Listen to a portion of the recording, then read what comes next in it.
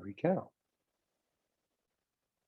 All right, cool. Well, thanks so much for joining us on this webinar. We're here to talk about what you can do to retain your year-end donors. So there's a lot of talk about how to generate year-end gifts, and with good reason. In fact, we're doing a session on that tomorrow, which I'll give you some links to. But I want to kind of take a little bit of a future stance here and imagine that we find ourselves at our desks in January, wondering what the heck to do with all these great year-end gifts that we got. So I got some tips for you, as well as some research and some examples that we can draw on.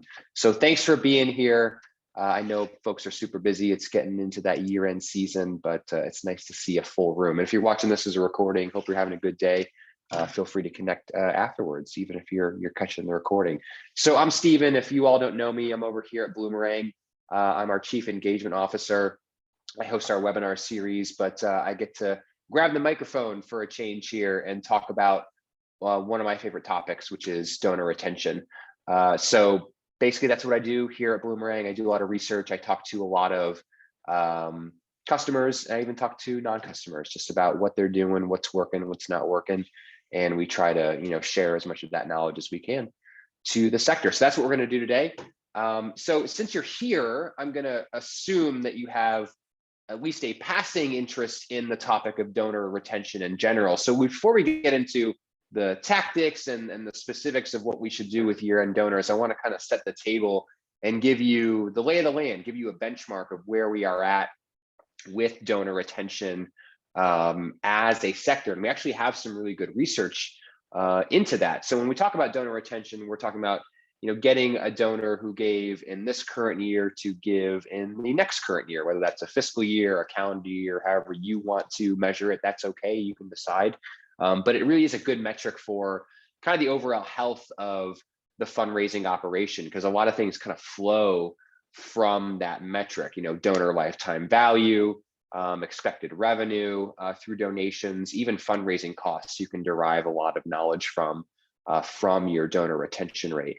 So the goal of this presentation is, okay, all the people that are going to be giving to us, hopefully, and I think they will, over the next 60 days, we don't want that to be their last gift, especially if it's their first gift. This is definitely a very heavy donor acquisition time period, year end, I mean, and definitely don't want that first gift to be the last. But let me kind of give you the benchmark so you can kind of compare yourself to kind of the standard rates in our sector. And we have research into this thanks to a group called FEP, the Fundraising Effectiveness Project. Actually, I play a small volunteer role there in addition to my duties at Bloomerang. If you've never heard of FEP, check out their website, go to their website, bookmark it. There's lots of awesome free resources beyond just this study that I'm going to talk about. But if you've never heard of them, they are a really neat collaboration between AFP and the Urban Institute. And what they do is they lean on many of the leading donor management software providers. So Bloomerang being one of them, others like Donor Perfect, Neon, systems maybe you've heard of, maybe you're using them now. Even though we're all competitors, we actually all collaborate on this project, which I think is kind of cool. It's not too often you hear about competitors collaborating with each other for the good of the sector they serve. But we send FEP at the beginning of each year our anonymized transaction data from our customers. So just the pure transactions, no contact information, nothing at all like that. And they crunch those numbers to see how well the organizations that use those systems are doing at retaining donors from one year to the next. So this report typically comes out in March or April of the year and looks at the previous year. So what we're going to be looking at here is definitely the most up-to-date data, but we're going to be looking at percentages of people who gave in 2019 and came back again in 2020. But watch this space, because in 4 or 5 months, we'll have the full data from 2021, and we can see, did some of those trends fluctuate, were there big changes here? But this is where we're at currently.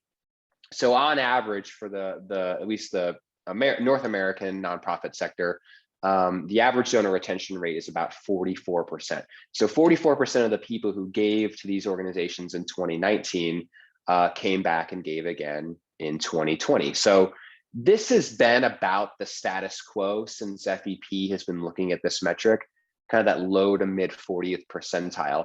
So we lose on average about 55% of the donors who give to us from one year to the next.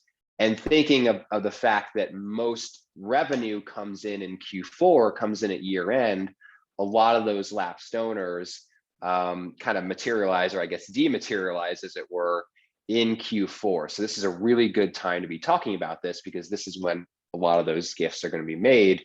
We do not want those to be the last time they give to us. So we'll talk about that for sure. Now, that is the average rate. So that is all donor types, whether it's their second gift or their 50th gift, whether they gave $5 or $500, whether they gave online, in-person event, everyone kind of rolled up into an average rate. But one thing that is kind of interesting to look at, and we'll dive into it a little bit, is specific donor frequencies, specifically first-time donors, people who made their first and only gift to these organizations in 2019. Only about 19% of those people came back and gave a second gift by the end of 2020. So this is a rate that a lot of us at FEP, and me specifically, are kind of keeping our eye on, especially here at Bloomerang, because this seems to be kind of a chronic problem. It's a retention rate that's getting worse. I'll show you that here in a couple slides. But for whatever reason, it's getting harder and harder to get brand new first-time donors to give that second gift. So again, in thinking that Q4, this is when most gifts come in, it's a high acquisition activity, specifically Giving Tuesday and all your year-end campaigns. You definitely don't want that gift to be the last, if it is indeed their first gift that they're giving. And the good news is, if you can get a second gift, you can get a repeat donation, to use their nomenclature, those retention rates go almost to 60%. So the more gifts you get from donors, the higher their retention rates tend to be. It's kind of like, that law of thermodynamics. I can't remember which one it was exactly, but an object in motion tends to stay in motion. That tends to be pretty true of donors. The more they give, the more likely they are to continue giving. But it is not at all a foregone conclusion that a brand new donor is going to give a second gift. In fact, it's the opposite. I once heard first-time donations described as table stakes, right? You need that second gift to really get that that relationship going. So we're going to talk a lot about retaining first-time donors, because I'm willing to bet that a lot of you are going to see probably your biggest influx of brand new donors from 2021 over the next 60 days. And people are different, your mileage may vary, but in general, that's kind of what we see happen. Now, I alluded to this, but that average donor retention rate being around 44%, it hasn't really changed that much year over year. It kind of ebbs and flows, maybe goes up and down a percentage point depending on the year. But that kind of mid to 40th percentile is basically where we have been over the last 5 years. And I could make this slide wider and show you the whole 15-year history of FEP. And it's basically been in that kind of more mid 40th percentile. So I show this because I think there's a real opportunity to do some of the things I'm going to suggest, because I think you will stand out amongst other nonprofits who aren't on this webinar. Might give you a little bit of a leg up. Not that we're in competition with each other, that's not what I mean. But if you kind of focus on retention activities, I think it will generate some good ROI for you. The real reason I put this presentation together, in addition to what I said about a lot of gifts coming in Q4, these rates all did decline over last year, over 2018 to 2019. Not by a whole lot, it was still kind of within that, I guess, margin of error of 1 to 2% that we see ebb and flow. But with the exception of one trend, which I mentioned that I'm kind of worried about, that first time rate. This is one where we have seen continuing to drop pretty steadily over the last 5 years or so. So if year end, specifically Giving Tuesday, I don't mean to keep calling it out, but if those campaigns you're going to be doing over the next 60 days are meant to generate new donors, that's great. Do them. Don't stop donor acquisition. That's not what this presentation is about. But I think it's incumbent on you to have a good plan to get that second gift from all those new donors that are going to come in over the next 60 days. Because if you don't, 8 out of 10 of them are going to be gone. And that's a bummer, obviously, but it can be kind of harmful to the operation. For example, if your cost to acquire a new donor is higher than the gift amount they give you, right? If you spend $20 to acquire a $10 gift, you got negative ROI, right? You need the second gift to just get back into positive territory.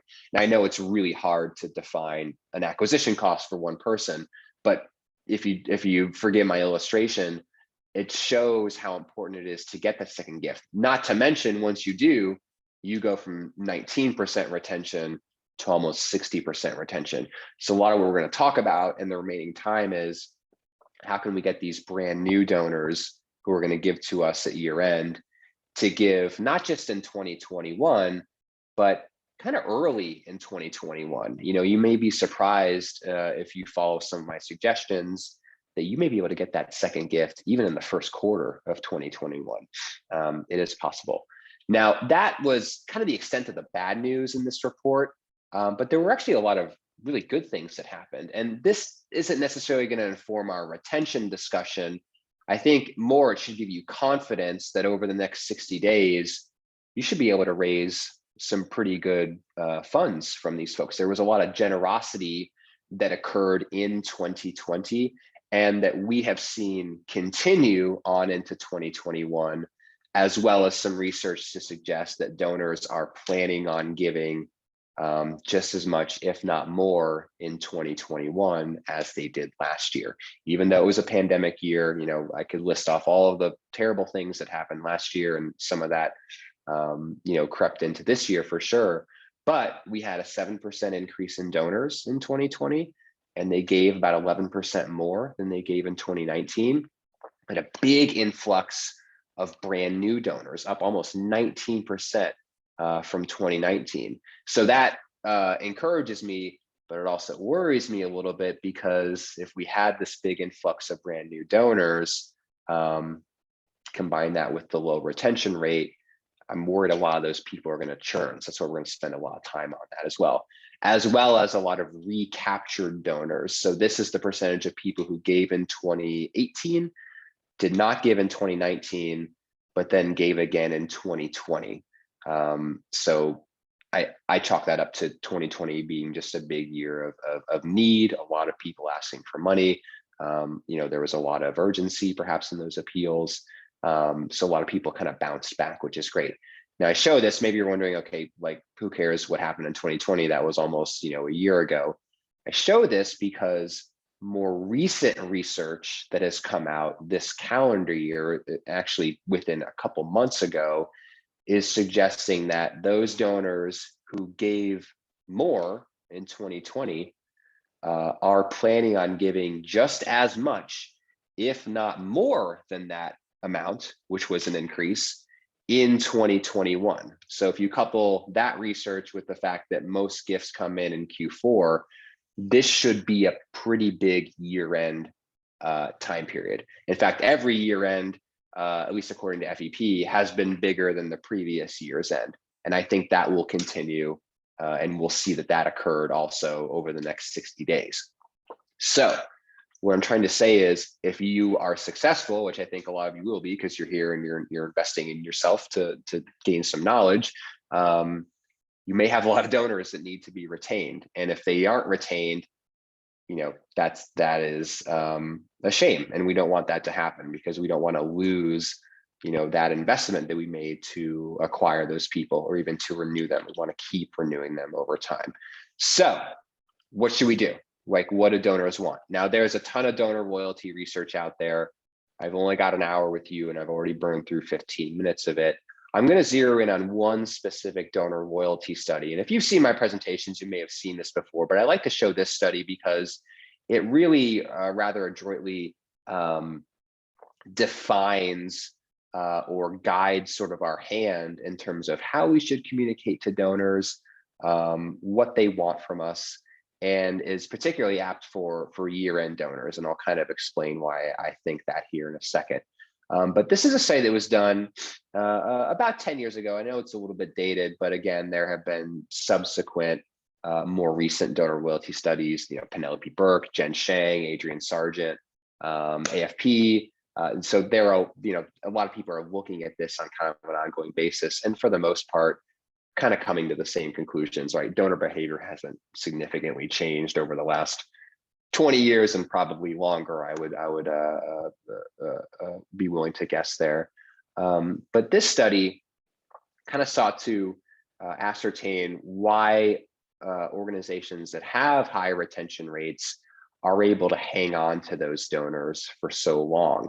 So what Donor Voice did here is they interviewed those donors, they surveyed them, donors that have been giving to these participating nonprofits for many years in a row, doing other things like upgrading their gifts over time and soft credits and things like that. Great engagement signals that just kind of indicated that these are cream of the crop donors, loyal donors, and the organizations must have done something right to keep them around. So they asked them, and they actually gave them a list, a pre-written list of 32 reasons why a donor may want to continue giving to an organization. And they asked the donors to rank those things by order of, which ones resonated the most with them. And I love the top 7 because I think at any time of year, it's a really good North Star for our retention activities, for our stewardship activities, our donor communication activities. But we're going to kind of reverse engineer these concepts for year-end donors, specifically, since that's what we're here to talk about. But in general, you can apply these to any type of donor segment, whether it's your online donors specifically, or your in-person event donors, or your spring campaign donors. It's a good exercise to go through when you're talking about specific segments, but we're here to talk about year-end, and we'll get into that for sure. So we'll roll through these, and then we'll kind of apply them with some very specific tactics in the second half of the presentation. So number one thing, the most common refrain from these loyal donors is that they thought that the nonprofits they supported were effective. So the nonprofit had done something, communicated something back to the donor to show that, yeah, we're an awesome organization. We do great things. We're feeding the hungry population in our city. We're curing this disease. We're protecting this wildlife. And the donor got a sense of that. So all of you listening in, I know are effective organizations, but do you go one step further in kind of communicating to the donor on an ongoing basis and make them kind of feel like, not to skip ahead to number 5 too much, but that they are kind of a part of that fight, of that struggle to further benefit the cause that you serve. So we're going to talk a lot about impact storytelling. The way you do that at year end is a little bit nuanced, but we'll get into that. But that was the number one thing. 2 is a little different than the rest, but the fact that it is number 2 on the list, I think, bears some attention. The donor wants to kind of know what to expect from the things that they're going to get from you. Now, this applies specifically to new donors in, they have no preconceived notions. So tell them, if you were getting a lot of new donors at year end or any time of the year, really, give them a sense of what it is they're going to get from you. Hey, thanks for so much for your first donation. Glad to have you as part of the family.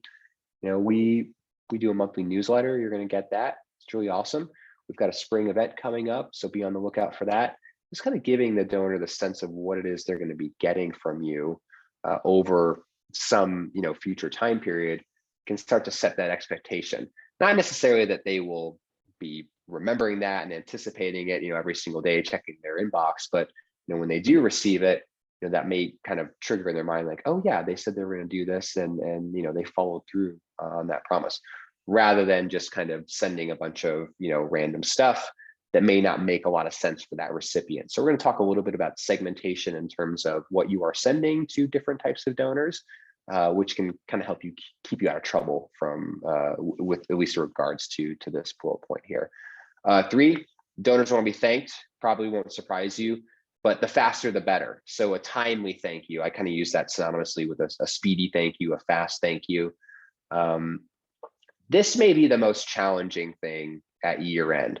So if you follow, there's a lot of advice out there, like, you want to thank a donor within 48 hours or 72 hours. And there is some underlying research to suggest that that is true, but this is a tough time of year to do that, right? We're all buried with work. We're all trying to get the Giving Tuesday stuff out the door, and then all the holiday stuff. And gee, we want to take some time off also and spend time with our friends and family. That's understandable. But can you, to some extent, carve out some time over the next 60 days to thank donors for their gifts as they come in, rather than maybe waiting until that first full week of January, because a little bit of a window of opportunity may have closed by that point. So one thing I'm going to suggest to you is, to the extent that you can, thank these year-end gifts as they come in, rather than just kind of waiting for them to all pile up. And I'll give you a couple of tips on maybe how to scale that work for sure. And Diane asked a good question there: automated thank you versus a personal thank you. Diane, you're awesome. You anticipated some of my slides. I'm going to talk about both things there, because they are definitely different. And there are actually some ways to make your automated thank yous kind of feel like they're like true thank yous, in addition to doing your personal follow-up. We're going to talk about both of those things for sure. For surveying donors, how many of you are doing that?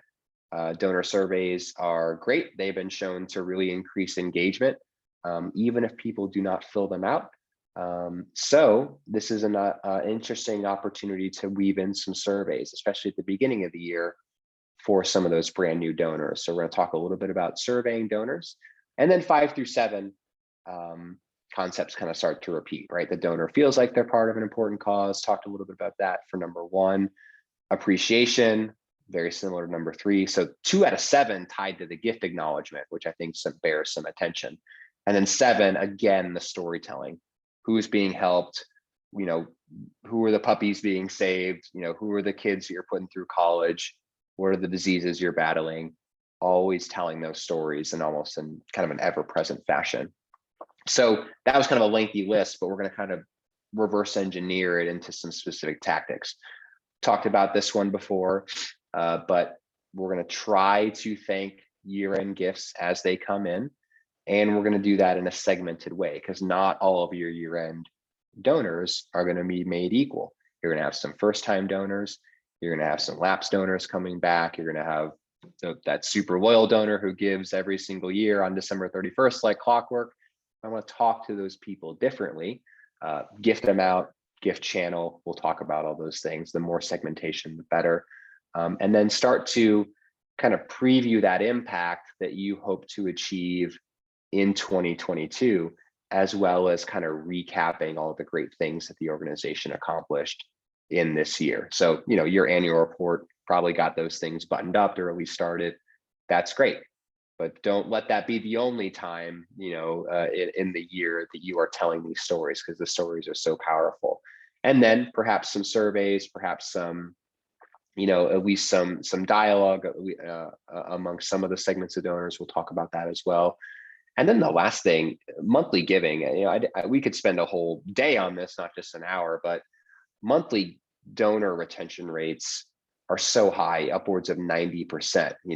Forget that 60% retention rate for repeat annual gifts, but monthly donors are great. So to the extent that you can move one-time donors into a monthly commitment as part of your year-end campaigns, that will really, really pay dividends as well. Perhaps Giving Tuesday could be an opportunity to tout your monthly giving program, but we'll talk a little bit about that as well. So already burned through a half hour for tactical stuff. I think probably the best thing you can do for this kind of year-end retention strategy is segmentation. So I've kind of alluded to this a couple of times, but basically what we're saying here is, talk to different kinds of donors differently. So if you follow my advice of kind of monitoring donations as they come in, it's also good to kind of keep an eye on, what kind of donation is this? Is this their first gift? Okay, great. So that may prompt, our first time retention communication, strategy where, hey, we're going to call them to say thanks, or we're going to send them a welcome kit. Is it their second gift? Are they a monthly donor who was making an extra kind of 13th gift at year end? Are they someone that hasn't given in a while and they're suddenly back? Are they someone that is upgrading their gift for the first time, maybe for forever or maybe in a while? These are also good things to keep an eye on, because we want to reiterate that back to the donor that we understand what kind of gift it was. For example, in your communications to a first-time donor, welcome them. Hey, thanks for your first gift. Diane, thanks for joining the family of donors. We can't wait to tell you about all the great things that your gift is going to make possible in the coming year. That would read much differently than that tried and true annual donor that gives every single December like clockwork. Hey Sally, thanks so much for your gift. We've grown to count on the support from you, and we so appreciate seeing your name at every year end. You've been giving to us for 20 years. That's amazing. There are very few donors like that. Donors like it when you tell them what kind of donor they are. Someone who is a monthly donor who gives on Giving Tuesday, kind of off schedule. Wow, Bob, thanks so much for being a monthly donor. We also noticed that you gave on Giving Tuesday. We didn't expect that. You didn't have to do that. That was so nice to give above and beyond your monthly giving schedule. Thank you. We just didn't want that to go unnoticed. So not only are you getting to them fast, which I'll show you that underlying research of why you should, but also just kind of showing them that you understand what they did. And nothing is too insignificant to call out. And that, I think, will really set the stage for future retention on into next year, because you may be the only nonprofit that goes above and beyond and just kind of recognizes that. Now, you don't have to stop there. There are other things to segment on. You could do gift amount. There may be certain gift amounts that are more meaningful to you that maybe you'd want to do something above and beyond for. How they give. Maybe you have multiple campaigns going at year end. For example, on Giving Tuesday, I think people who give on Giving Tuesday, when you thank them, mention Giving Tuesday, right? Because they have a lot of options to give on Giving Tuesday. Their inboxes are probably going to be flooded, but hey, thanks for your Giving Tuesday gift. And by doing that, that actually will kind of allow you to maybe go back to those people before year end and ask again. And there may be some good opportunities to do that. But if you are thanking them in the way you're thanking all of your year end donors, it might be a little bit harder to go back to those people and ask again, because they're just getting the same thing that everyone else is getting, whether they gave on November 30th or December 15th or November 1st or whatever your time frame is there. Other things, maybe if they gave to a specific campaign or fund or for a specific project, mention that.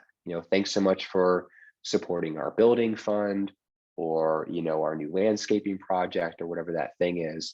The more you can kind of tell the donor that you're paying attention to them, the better. Now, this is a good strategy any time of year. And if you need a little bit of a starting point, this is a segmentation kind of matrix that one of my favorite customers uses to kind of guide their efforts. So she has, I would kind of draw your attention to the green table in the middle, those kind of donor frequency and recencies that we've been talking about, pure prospects, given once but not twice. Okay, they're right for a welcome kit. Given once last year, but not this year. So that kind of Livebunt or maybe SciBunt group, depending on how far you go back. And then those super loyal donors. So they actually have thank you letters that are custom for each segment. So they've literally got, 7 or 8 specific thank you letters that kind of say different things. But then she also layers in personas. So this is from a public school foundation that has a lot of different types of people, not just frequencies and recencies, but kind of, reasons for giving, I guess is a good way to put it. They've got parents of students, grandparents, they've got alumni, they've got people without kids in the district or don't have kids at all, or they've grown, they're too old to go to this school. So she talks to all of these different people differently because they all give for different reasons. They give on different schedules, and they all have varying degrees of kind of maturity in their relationship with the nonprofit. So this is a good exercise to go through. And year end is a nice time of year to kind of do this Because if we are going to try to thank people as they come in, knowing what those segments are will help you, again, kind of reiterate back to the donor that you're paying attention to what they're doing. So this is one that you can kind of steal there. But to get down to really brass tacks, just a couple of quick tips here that I would recommend. Talked about the first one already. We're going to try to thank these gifts as they come in. We're not going to necessarily wait till January or even February. Now, to the extent we can. Now, if you have a super high gift volume and you're getting hundreds of $5, gifts every single day, some common sense comes into play, right? And you may need to create maybe a threshold of a dollar amount that you're going to pay attention to necessarily. But if you're getting a handful of gifts every day, can you carve out a half hour a week or maybe even a half hour a day to look at those, set up the reports in your database, new donors this week as a report, or new donors today. If you do nothing else, I would focus on the new donors just because those retention rates are so low. We need that second gift and as fast as possible. But this is my challenge, I guess, to you. And I know there's tons of talking heads like me that are telling people that they're not doing enough.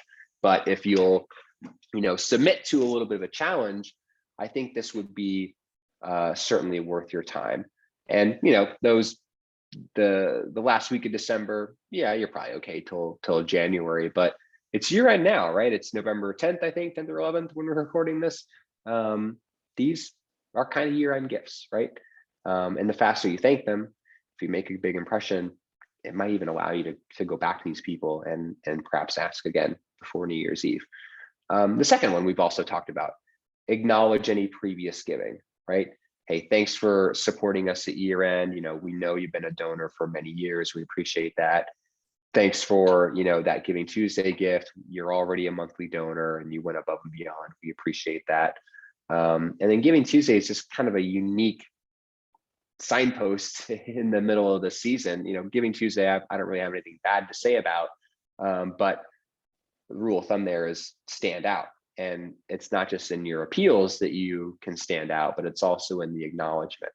So all those people who gave, come in on December 1st or whatever the day after is, that Wednesday, run that report and maybe spend that Wednesday just thanking those people. That may be actually a good way to spend that Wednesday after Giving Tuesday. Just say, what, we got a lot of gifts, they had a lot of choices on Giving Tuesday. Let's spend the day thanking. Let's write some emails, make some phone calls, do some handwritten notes, whatever makes sense to you. And I think that will stand out. I do a lot of secret shopping, secret donations, I should say, on Giving Tuesday. And it's usually pretty lackluster. I think just because we're all overwhelmed, right? And we got a lot of things going on, but maybe another opportunity to stand out. And then the last thing is first-time donors. Really highlight those. That's why I recommend maybe having that report in your Boomerang or your Razor's Edge or whatever you're using. New donors today, new donors this week, new donors this month, and celebrate it internally, right? I mean, geez, you convinced a total stranger to give to your cause that wasn't giving before. Celebrate that internally, but then also welcome them into the family, celebrate that with the donor. Maybe it's a welcome kit or a phone call to them. That's definitely the segment I would focus on. Now, how you do that is something that we have been keeping an eye on. We've been monitoring our customers, and particularly the ones that have been growing over the last 2 years or so. And one thing that we've identified is that there seems to be a high correlation between our customers that make phone calls to donors and write personal one-to-one emails to donors that we have seen grow since COVID began. Now, I think that when you're wondering, okay, how are we going to thank these people? Should be a handwritten note, should be a phone call, should be an email. They're all good. I don't think that there's any way to, rank them by order of best, whether a handwritten note is better than a phone call or anything like that. I think the real magic here is that you're doing something that is personal, right? That takes a little bit of time. rather than just doing kind of your batch of letters and printing them all out and mailing them all out, within 10 seconds. Something that kind of shows the donor that, hey, you took 5 minutes, or maybe even 30 seconds in the case of a voicemail phone call, and reached out to say thank you. So phone calls we'll talk about, but when I say personal emails, I mean literally you're opening up Gmail or Outlook, typing in the donor's email address and writing them a message, not a MailChimp, not an email blast out of Boomerang. Those things are good. They have their purposes, but taking the time. I saw a LinkedIn article the other day that the headline was something like, emails from your mom have 100% open rate. And that's true. When you get a personal email from a friend or a family member or a coworker, depending on whether we like the coworker, I guess, it gets opened. And we can create that same dynamic with donors as well. It's just that we so often lean on MailChimp or Constant Contact to send a big bulk messaging, which again has its uses. I'm not poo-pooing that entirely, but this is one that stood out. I gave to an organization, I guess at year end, technically, it was in November. I started a monthly donation. By the way, if somebody's first gift is a monthly commitment, in other words, they become a monthly donor, having never given to your organization before, that's a segment. Like that's someone you might want to circle and star and make sure you get to them. And I think that's what this organization, that's kind of what they value as well, because I got this nice personal email, welcome to the monthly donor family. And I made you a nice thank you video. So phone calls, handwritten notes, videos, I would kind of throw in there as well. If you are comfortable on camera, doing something like this, speaking right into your webcam and saying, hey, Diane, thanks so much for, becoming a monthly donor, or thanks, Sally, for your first gift, or, hey, Alyssa, thanks so much for donating. You've been a donor for 20 years, according to my records. Wow, you're awesome. And just, fire off a quick little message there. What can you do to stand out? Because most people don't take the time to do these kinds of things. And I know we're all super busy. And if you have a high gift volume, this may seem really overwhelming, but that's why we go through the segmentation process. Define who's really meaningful. Is it monthly donors? Is it donors who gave over, excuse me, over $200? Is it first-time donors? Whatever those, yeah, that's true, Jasmine. There actually was a typo in there, but I actually thought that was kind of made it seem a little more authentic, perhaps. I don't mind those polished, unpolished moments. And if you watch the video, there's ums and uhs, and there's like a stumble or two there. But I think that those things can be okay. I think maybe super polished, it isn't necessarily synonymous with authentic. Yeah, I'm totally with you. So, and I think that's why these things work, because they are personal, and they kind of show the donor that, you just took some time out of the day to recognize what they did, and why it was special to you. So one tactic. Another is phone calls. So I alluded to that before. We looked at our customers that had first time donor retention rates that were above average. And we found that the deciding factor there was that they were calling those brand new donors. So when you see people recommending, calling donors, we put that to the test, and we kind of found that is indeed true, at least among first-time donors. So when you're trying to decide on videos or handwritten notes or emails or phone calls, you might consider attaching a channel to a specific segment. And if you're going to do that, I would definitely put phone calls on first-time donors. If you get a phone number, I don't recommend that you go and kind of creep on people and try to find their phone number or call their employer. So when you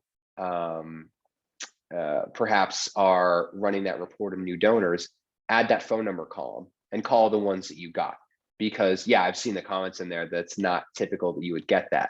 But if they give it to you unprompted, like on your donation form, if it's on there but not required, and they still give you a phone number, that is almost an invitation to call. So likely your call list won't be very large, but will definitely make an impact there too. So we saw that retention rates went from about 30% on average, at least among our customers, to almost 60% if they received at least 2 phone calls within the first 90 days. Now, the first phone call, I saw a question, that's kind of your standard thank you. Second phone call, you could say thank you again, maybe update them on a specific project that you've got going on, let them know about something coming up. It's not an appeal, you're not necessarily hitting them up for money. It's sort of an update call or kind of a stewardship call, but also one that you say thank you again as well. But if you only call once, you get a pretty good improvement there. We also found that if they got multiple thank you calls within 90 days, that second gift comes in faster. The horizon really shrunk from 261 days to 53 days that they gave a second gift. So you go from 20% retention to 60% retention in 53 days. That's great. And then you're in really good shape. And then we also found that the average gift size almost doubled if they got those thank you calls compared to donors who did give a second time, but were not called. So high ROI activity. So again, as the year-end gifts come in and you're seeing first-time gifts come in, and did they give us a phone number, I would find some time, honestly, to call those people. And by the way, we did not differentiate between voicemails and live pickups. It was a call logged in Bloomerang. And I would guess a lot of these went to voicemail. Like, I don't know about you all, but I don't really answer my phone from unknown numbers. Maybe that's just a millennial thing, but voicemails should be just as good. Quick 20-second message. Hey, thanks so much for giving. Saw it was your first gift. Love to get to know you more, or I'm here if you ever have any questions. I'd love to talk to you. Click. You could give your board members a script. You could give your volunteers a script, and could probably get through a lot of calls in a short amount of time. It's one of the reasons why we actually in Bloomerang, if you've never seen the product, we kind of highlight donors that we think you should call. Usually first-time donors that are sending maybe some additional signals that we think are good. So my dad, for example, Bill Shattuck here, shout out to my dad. He was worthy of a call, apparently. So, one way that we kind of try to guide your efforts, at least in Bloomerang. And then, what are these donors going to get from you afterwards?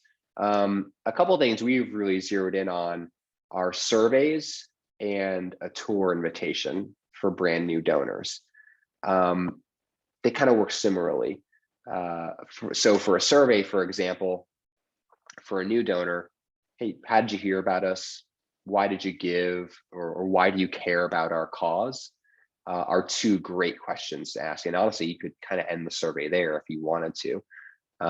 But the goal is, we don't know these donors, they're new, and they may not know us, which is why the tour is useful, because then they can get to know us, perhaps on site or maybe even virtually. That's why they're kind of great together. But surveys are also good because any information you get can be kind of leveraged for future communications to that donor. And anyone who answers a survey is kind of by design self-selecting into a little bit more of an engaged group, right? So that's why we also have a survey tool in Bloomerang, although don't let that be a barrier. If you're not a Bloomerang user or can't switch, there's lots of survey tools out there. So the technology shouldn't necessarily be a barrier, but if it is integrated with your database, you can be collecting that information on their constituent profile, which is good. So, if you do your thanking over the next 60 days, do a little bit of stewardship, then maybe January or February, send out some surveys, maybe some tour invitations to new donors, to monthly donors. These things should also be segmented, because you might want to ask different questions to different segments, right? You wouldn't ask a longtime donor how they heard about you or why they give, because you might actually already know that information. It might kind of tick them off. So another reason why you might want to segment those things as well. Not a ton of questions. For your long-term donors, how are we doing communicating to you?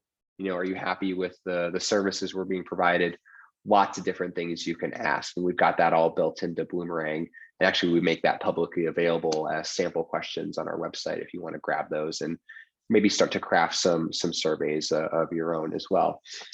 The last thing I have for you is online giving.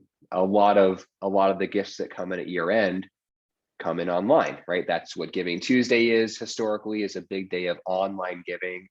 There's some interesting retention data, not from FEP, but from Target Analytics, another retention study. I didn't want to just give you one source of information, but in their retention study, they zero in on retention rates by channel specifically, in addition to some other things that FEP does not look at.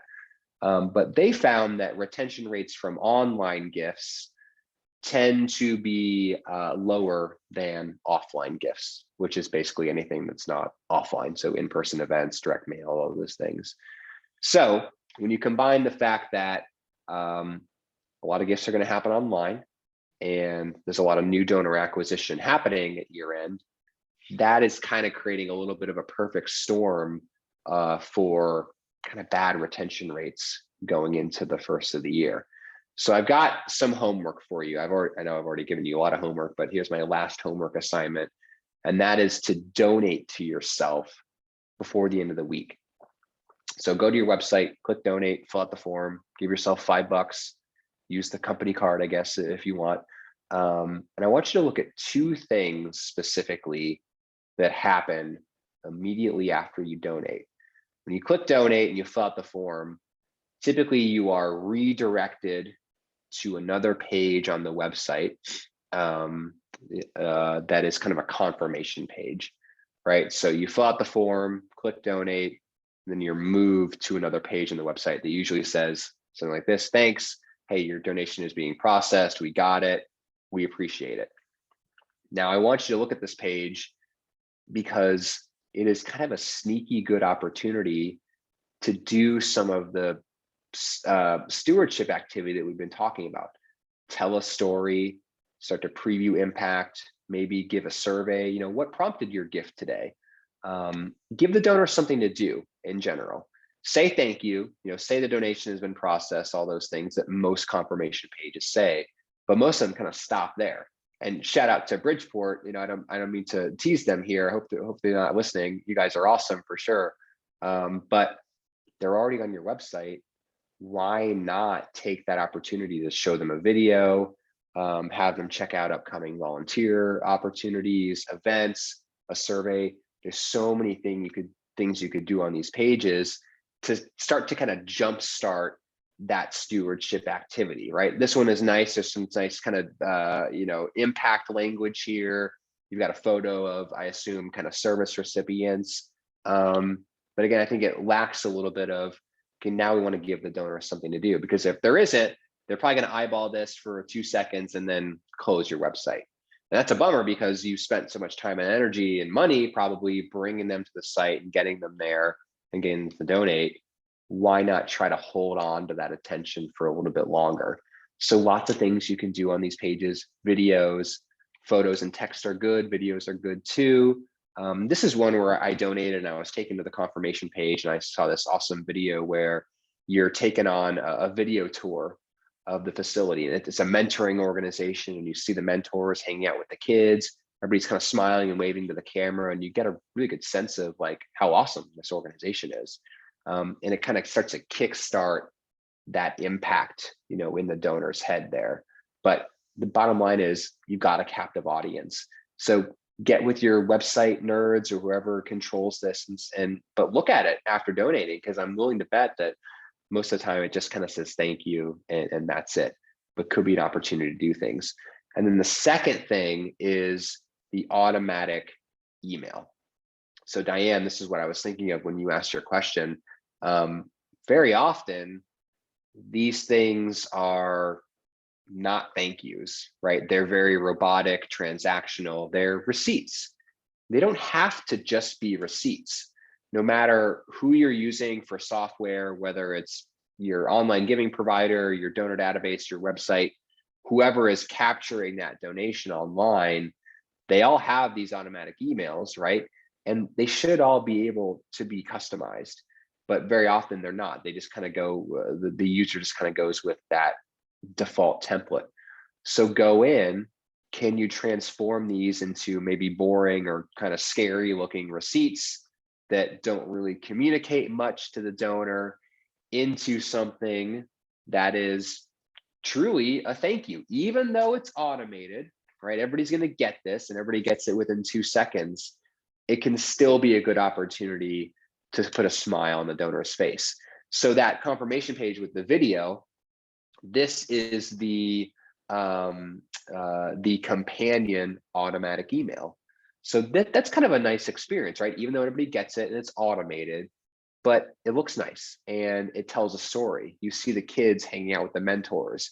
There's some nice things. You're helping kids unlock their future. Thank you for investing. Hey, we're going to send you a thank you letter in the mail or a tax letter. So be on the lookout for that. So they're kind of previewing future communication like we talked about before. And then there's also something for the donor to do. Check us out on social media. You can see more success stories you make possible. So both of these things can give the donor something to do after kind of communicating whatever it is you want to communicate to that donor. Because again, you've got a captive audience. They're looking at it on their phone, on their computer. You're already sending these things. All of you have these two things if you're taking online gifts. I'm willing to bet that they've kind of gone uncustomized. So this can be a little bit of a quick win. And again, if you are getting a lot of gifts online at year end, this can really kind of set the stage for some of the other things that I've suggested that you do, certainly in January and February, but maybe even sooner on in the year. So that's your homework. Donate to yourself, look at those things, get with your tech people, whoever may control those two things, and see if you can customize them, warm them up a little bit. And then maybe the other thing is, the segmentation, setting that kind of standard for yourself of, hey, we're going to let no more than a week go by over the next 8 weeks that gifts get acknowledged, whatever that kind of thing is. Deciding, okay, these are people we're going to call. Maybe, hey, this guy in our office, it would be dynamite for videos, or this board member, is a calligraphy expert and can write some handwritten notes. And Jasmine, board members are the answer. So at least according to Penelope Burke, she put some research out on this, that board members are the best for new donors. So that may be a way to leverage board member activity over the next 8 weeks. A lot of this is overwhelming. You're like, holy smokes, how am I going to do all this stuff, Stephen? It doesn't just have to be you. Board members, volunteers, everyone else in the organization, maybe third. But yeah, you got 8 or 10, 12 people on your board. Yeah, let's get them involved. Have them make phone calls. I think the idea is that they're not staff, they're volunteers. They may be well known in your community. They possibly might have some name recognition, and that can kind of make an impression on that donor. Wow, this is, I think this organization and one of their board members is thinking like, wow, that's pretty cool. I think that's why it's so powerful there. But if you can't have the board members do it, don't be discouraged from not doing it at all, because anyone is better than no one for sure. So thank them as they come in to the extent you can. I know that's kind of an aggressive goal. I think it will pay dividends. The personal touches, handwritten notes, phone calls, personal emails, videos. If you're feeling really into it, feeling frisky there, it could be cool to do. And then do that all in a segmented way for sure. And the first time gifts. I mean, I know I've said this a bunch of times over the last hour or so, but if you do anything, if you can only get to one segment, I would make it the first time donors. Make a good first impression. The retention rate is only 19%. Any improvements you can make there really will help the lifetime value of those people going forward. So I will send out the slides. I know there's a lot of goodies like that timeline. You'll get that. I'll try to get that out before the end of the day, but my son's got a robotics competition starting in 5 minutes. I'm going to run over to his school, so I'll try to get that to you. It won't be later than the end of the week. We'll get you the recording. If you like this session, we do webinars all the time. If you're sick of hearing my groggy, cold voice, I understand. I have a webinar series where I have a guest speaker, and you don't have to listen to me for more than 2 minutes. Tomorrow, it's every Thursday. So tomorrow's session, we're going to be talking about getting year-end donations. So kind of doing it backwards a little bit, I guess, but you'll get an invite to that if you're here. And we'd love to see, there's all kinds of great resources on our website. if you are in need of a new donor database or donor management software, that's what Bloomerang is. I kind of showed you a couple of cool things that we do to kind of help these retention issues. Check us out. We're easy to find online. We got some year-end deals going, right? As all vendors tend to do at this time of year. So we might be able to get you into a good system before the end of the year. And yeah, I'm happy to hang out for a few minutes to ask questions. I didn't mean to suggest I was going to run away from you, but I've been trying to get to them as they've come in. So yeah, I'm here for you. We got all kinds of good stuff on our website for year-end donations. So keep an eye on the Bloomerang space. We've got all kinds of great webinars on and through the end of the year, and we're going to keep talking about it. So when you're done, you might get a little survey. I'd love to hear your feedback. Email me, connect with me on LinkedIn, because that's really where I put out a lot of the new research that we're doing, even kind of separately from Bloomerang. So that may be a good way to kind of stay up to date, because I'm always kind of keeping my eye on those things. And yes, we will send out the recording and the slides, should be by tomorrow morning. I'll try to get that out to you. So good luck at year end. I hope it goes great for you. I know there's so many things to be doing right now, but the fact that you're all here kind of leads me to believe that you're the cream of the crop. Oh yeah, Diane. So if your board will send personal emails, should they all have an email address at the org? Not necessarily. I haven't seen any research on that, Diane. So I don't know that would perhaps be better or worse. My gut says that that might be a little unnecessary. The fact that they are board members, I think the power there is that they're not staff, right? And that they have busy day jobs, but they still believe in your organization so much that they volunteer and do this. So I think, having it come from maybe their work address, if maybe that employer is kind of a big deal in your community, that may actually have some accelerating power to those messages. But I don't think creating an organizational email address is totally necessary for that. It may be good for visibility into what they're saying, maybe some quality control. But if you could maybe ask them to, I don't know, BCC a staff member on those messages, I think that can overcome that as well. And there's here one from Carmela. How are dev committees best used besides thank you calls? Yeah, that's good. I think one activity they could do is maybe defining those segments. Who are the different types of supporters or personas we have that donate to us, or that we might want to donate. I think that could be a good exercise for that committee to go through. Maybe use that rubric that I had in my presentation as kind of a jumping off point. Oh yeah, Kristen is saying the email could have a staff person's yeah, that's a good idea, to maybe just kind of weave in someone on staff, or maybe even CC them. Yeah, that's a great idea, Kristen. Yeah, and Kristen will say thankathons are great for development committees. Yeah, for sure. That can be certainly the people doing a lot of the thanking, but maybe also kind of deciding what we are going to say to those specific segments, and what those segments are going to be. So yeah, you all are awesome. I love the questions. Email me, send me a tweet if you're a Twitter person, connect with me on LinkedIn if we aren't already. I'd love that, because I'm putting out good stuff daily. And yeah, we'll get you all the recordings. And honestly, I hope you have a great year end. Check in with me in January. I'd love to know how it went, but we've got a lot of really good specific year end advice that's going to be coming out through our webinars and blog posts. We got a great blog we post every single day on. So check that space, because there's daily advice for you over the next 60 days and on to the future. So thank you for being here. It's nice to see a full room so late into the year. Hope you all enjoyed it. And yeah, we'll call it a day there. So have a good rest of your Wednesday. And if you're watching this as a recording, I hope you're having a good day no matter when and where you are. And maybe we'll see you tomorrow for our webinar. So thank you so much. Take care, stay healthy, stay safe out there, and have a good rest of your day.